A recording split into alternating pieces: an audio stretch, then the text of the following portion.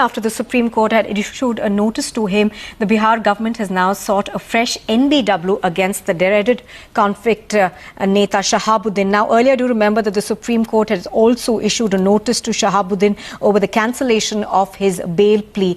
Prashant Bhushan as well as the Bihar government have filed an appeal in the Supreme Court asking for the bail that has been granted by the Patna High Court to Shahabuddin to be cancelled. Meenakshi Bhanja is now on the phone line with me. Meenakshi, we're also given to understand that even as the Supreme Court, of course, has issued a notice to Shahabuddin over why his bail should not be cancelled, there are a clutch of petitions that the court could perhaps be hearing now.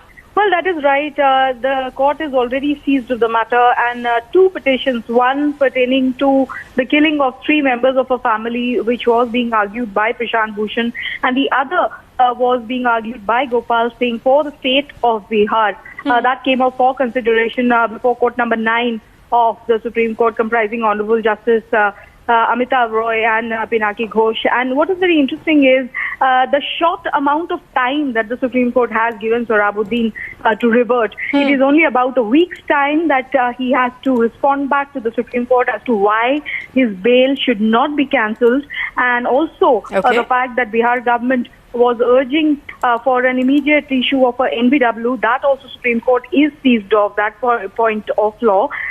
So here, all eyes on the Supreme Court. Usually, as procedure entails, the Supreme Court gives a time of about 2 weeks to 4 weeks for anyone to respond. But in this particular instance, given the background of the case, Shahabuddin has to revert back with his official response to the apex court in just about a week's time.